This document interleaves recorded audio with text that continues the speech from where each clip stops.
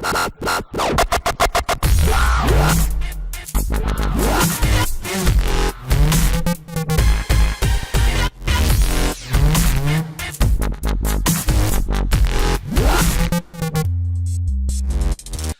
hey, this is Christian Buckley with CollabTalk, and I'm here with Dileepa, who's based out of Sydney, a fellow Office Servers and Services MVP. Well, good. Well, I guess it's earlier for you. What time is it there? To be exact, it's 9:41 a.m. All right. Well, good morning to you. Thank you, Christian. Yeah. It's the end of the day Friday. It's your Saturday morning. And so thanks for taking some time. So no why don't worries. you introduce yourself? Tell us a little bit about yourself. Yeah. So hi, everyone. Thank you for inviting me to CollabTalk. Thanks, Christian. So my name is Dileepa Kariyawasam. I'm originally from Sri Lanka, but I'm a resident in Australia based in Sydney. I work as a senior consultant for Empire Ltd.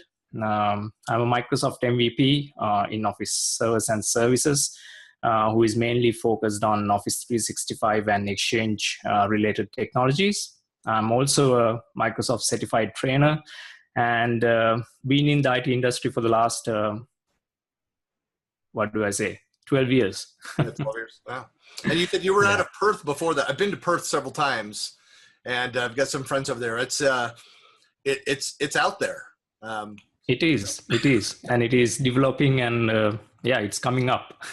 Yeah, it's so I don't know if it's true. It's like it's the most remote big city in the world, someone said, but I think so, because like even if you want to travel between states in Australia, Perth is the furthest city that we have. So let's say you're traveling from Sydney to Perth, it will be like nearly 5 hours of flight time. So it's like you're migrating to a different country. Yeah. I was telling you about my so I've got some friends out there that are based in Perth, and we've talked about on one of my trips down there one of these years that we want to drive from Adelaide up to Darwin. So basically south all the way north. And of course, then the first question that I talk with friends from that part of the world, and they say, why? What's the point of that? But it's just like I like road trips, and that just seems like an adventure, Yeah, definitely. So you will, I mean, if you are doing this road trip that you have planned this time when you're here in Australia, you will love it as well. I have never driven that much in Australia, but it's going to be an awesome road trip for you. Well, I've got the plan is I'll be down there. I'll be in Sydney in August, and we're planning to fly into Alice Springs and then drive over. It's 6 hours drive over to Uluru. So what's the other name for this? So the big mound out there in the middle of the continent.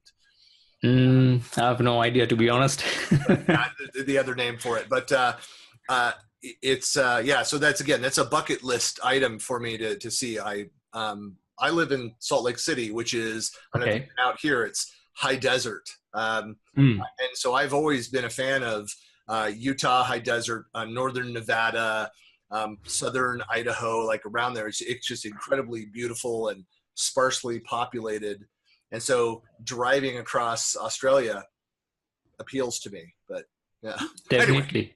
Anyway, well, so why don't you let's talk about SharePoint, Office 365, and Exchange, and what's your experience with organizations that are still like moving towards Office 365? Kind of, what are the things that have slowed down their movement over to the cloud? Well, I think the primarily issue that is slowing them down is the user adoption. So users are used to certain set of tasks that they carry out, and when they move to cloud, they think that cloud is a big showstopper, and it's an interesting new technology that some of them don't know about, and not really reluctant. I mean, they're reluctant to learn about it because they don't want to change the way they have been doing work. But we as partners, it's our main responsibility to educate them as to show what cloud is, and we should basically tell them the difference between cloud and on-prem workloads, and it's just a matter of getting them towards the right set of mindsets to migrate themselves to cloud and then start using the benefits of cloud. Now, do you work with certain industries, or do you just kind of work across the board?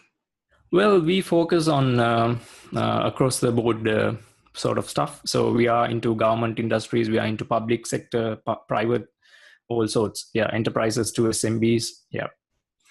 Yeah, I know that there are, some industries. I was just mentioning the fact that we just concluded this research here in the U.S. looking at Microsoft cloud adoption within the U.S. public sector, and there are certain factors that impact government sector that are not issues for others. But are there? I mean, when you are talking with across the board with customers, are there specific features that they have a difficult time adopting?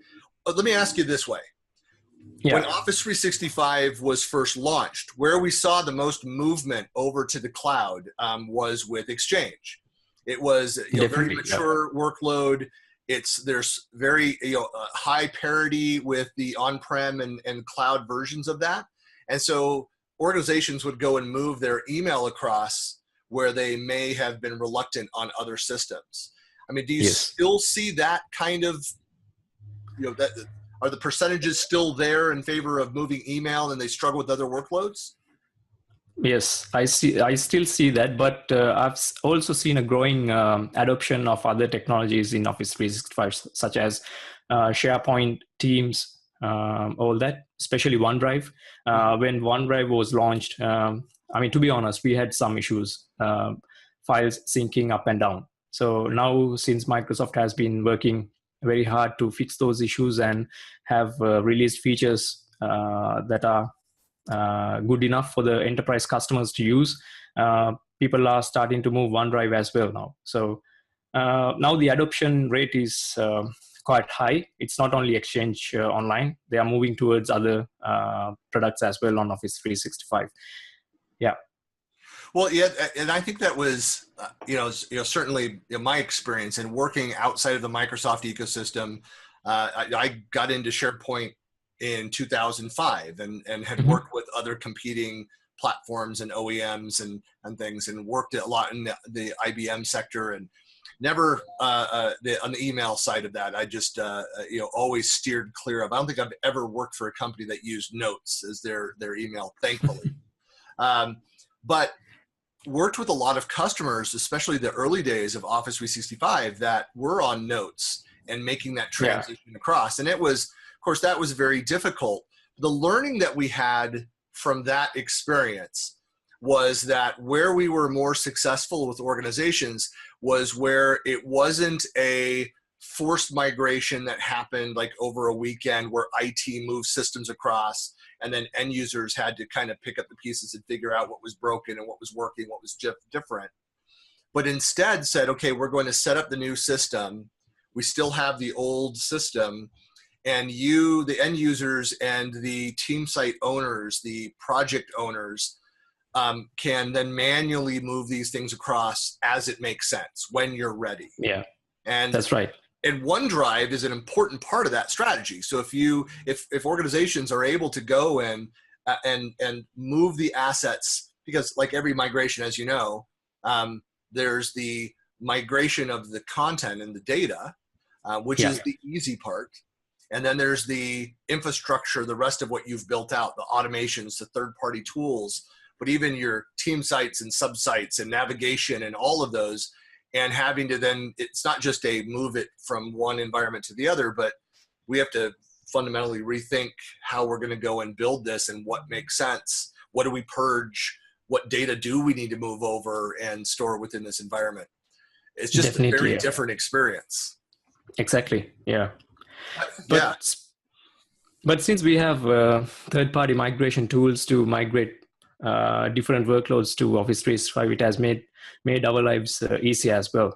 But I personally feel that the cost of those tools are quite unrealistic to the end users, and it is stopping them from adopting those type of third-party tools to use when they are considering migrations from third-party products to Office 365. So I hope that they will consider this in the future, now that most of the enterprises are moving towards cloud, especially Microsoft being a number one choice when it comes to enterprises. So yeah. Yeah, it's interesting. Again, back to the study. The research will be out in mid-April. But the data, it's within the U.S. public sector how dominant Microsoft is. Exactly. On-prem as well as the cloud. It's pretty cool to see those kinds of numbers. It's the same here in Australia. I mean, Microsoft is pretty much dominating the market. So if you talk about most of the Australian companies here, like a majority of them are either using Office 365 or some of their workloads are on Azure. So they are really out there. They are using the stuff. Well, how much of the end user adoption issue comes because a lot of consumers, especially young employees, have not been brought up, a lot of them, using Microsoft technology. I mean, I struggled with this with some of my research teams where I've got these grad students that are involved and they're sending me files on Google Docs. I'm like, guys, please don't. Like, Microsoft is the primary sponsor of this research. Do not be sending me stuff in Google Docs. But it's just because that's what they're used to. That's right. Yeah. I mean, so is that an issue with adoption? Are you running into that with customers? They do, because sometimes if certain things doesn't work according to the way they expected, they will straight away blame us, saying that, oh, here you go, since you have migrated this is what happened. But we have been using the XYZ product for so long, we never had these type of problems. So that is the kind of mentality that end users have. Instead of them trying to learn how to use the new technology, they keep on comparing it with the existing technology that they are working on, and then trying to figure out a loophole in the new technology. So I think that is what's your approach for that? I mean, how did you as a company, when you go in and do it, where you're helping a company make the transition over to this system? I mean, so what's the answer to that? Like, how do you handle that? Yeah, so basically it's a matter of showing them how different we are and how different how different we are as a company, especially Microsoft, when it comes to making users' data private, safeguarding their security compared to other companies. So once we give them that feedback, then they will start looking at it in a different way. So instead of they complaining, they will go and search by themselves all these functions that they can carry out using the new technology. And plus, if you can couple up with user training, if you can kind of couple up a program like train the trainer approach, I think that would benefit the end users a lot.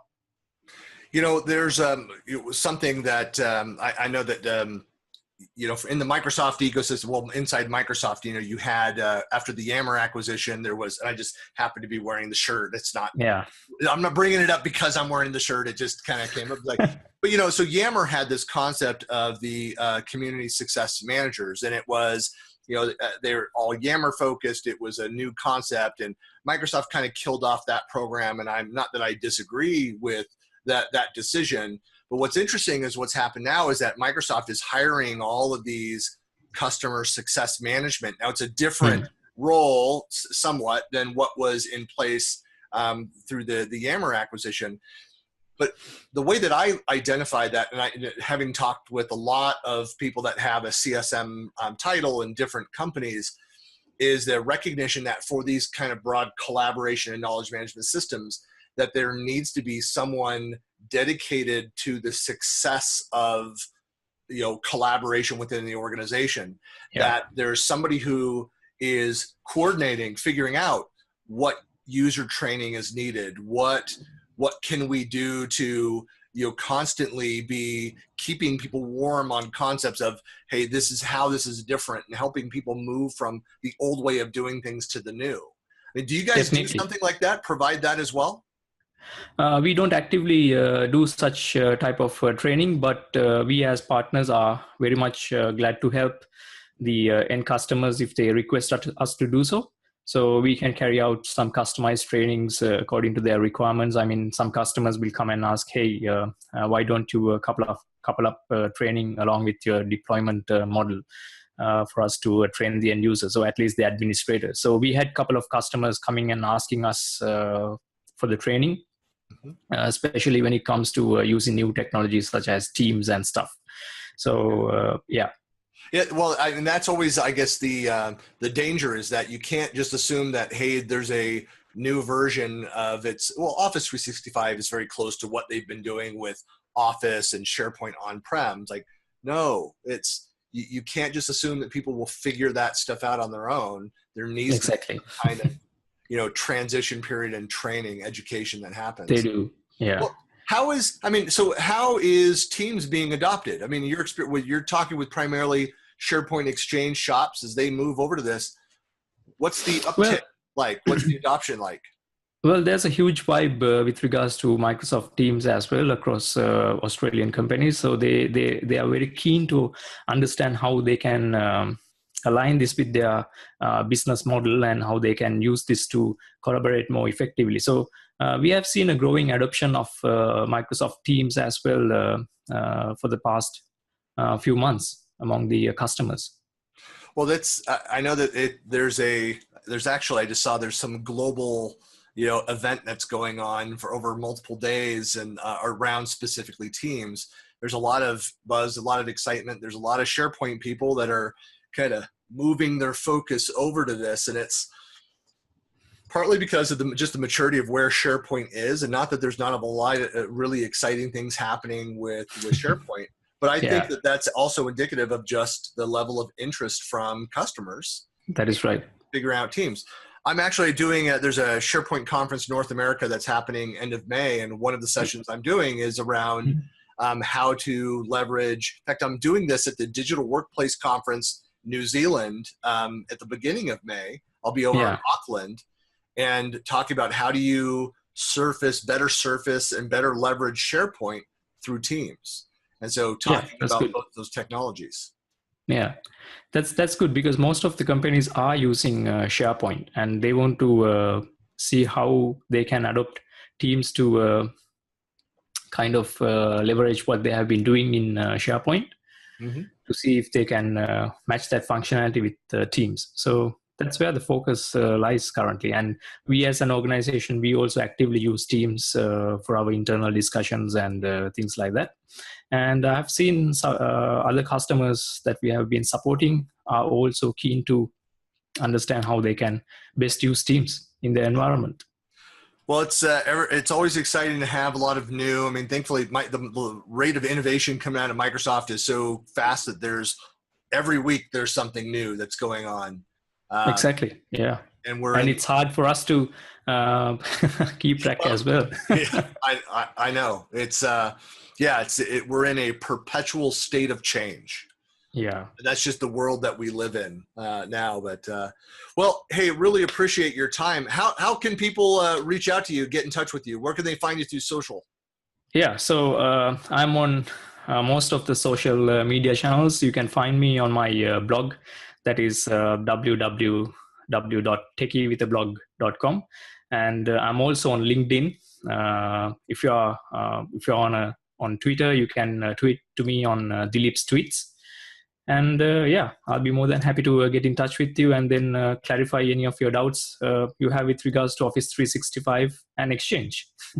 Well, I hope to see you down there, later in the summer. I hope to be down there, but I'm hoping to make it down to your part of the world a couple times this year. So there's just a lot that's happening around the Pacific Rim. But if I could convince my wife, I'd go move down to New Zealand. I love New Zealand, but New Zealand is beautiful. Yeah. Yeah, I just we're at that state with now 2 of 4 of my children are married, and we're probably just a couple years away from grandchildren. So our window is very small to go do something adventurous like that before my wife will ever think about leaving the country.